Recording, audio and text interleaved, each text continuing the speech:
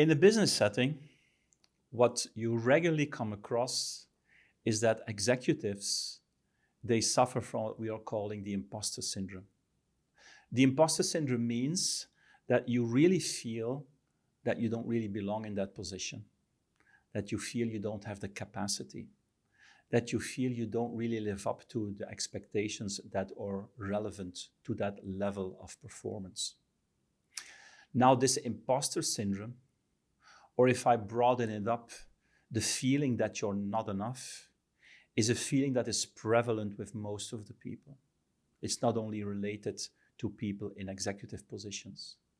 And this not feeling good enough, of course, you can try to compensate with performance. You can try to make sure you make a lot of money, that you are successful, that you have 5 villas that you can show to your colleagues and your friends that you've earned through hard work. But still, those external situations will not change that inner feeling. Because that inner feeling of not being good enough is being laid down in the first 7 years of your life, the pre-formative years of your life. Because what does a child really want? A child only wants to be accepted and appreciated and loved for who it is. We call it simplistically unconditional love. And unconditional love does not mean I love you when you're a high performer. I love you when you're doing your best at school. I love you when you're the best in class. That is not unconditional love. That is conditional love.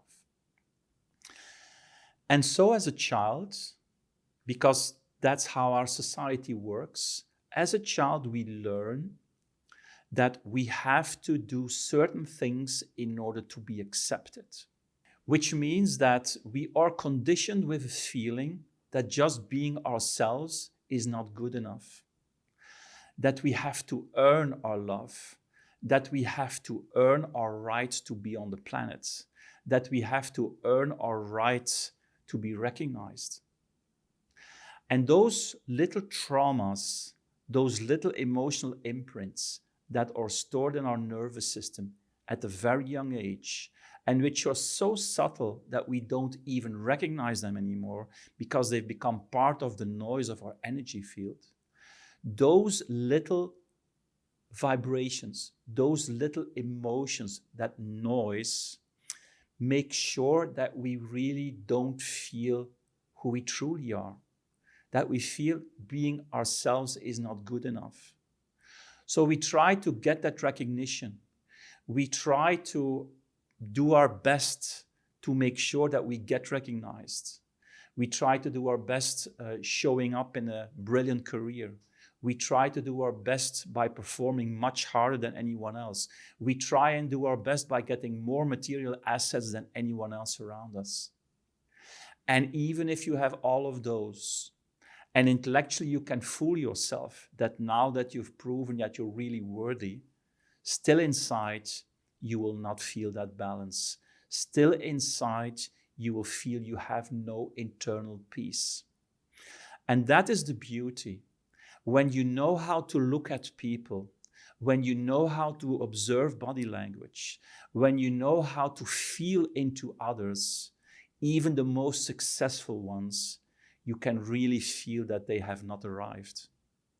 Because arriving and getting this inner freedom in yourself, being as free that you really truly accept yourself, that you feel that you are enough, that you feel that you are enough the way you are, that kind of feeling can only come by resolving these inner tensions in your nervous system.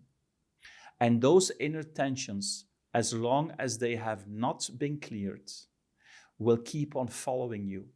They will keep on haunting you, however long you are performing, however old you get. So if you really want to become free, you have to resolve these emotions. And the beauty is, there is a system to resolve it. But of course, before you have to resolve them, or you can resolve them, you need to map them. And that is where the core print comes online. So if you're really interested in finding out what these inner emotions are, which need to be cleared, which need to be evacuated from your system, definitely have a look at the core print.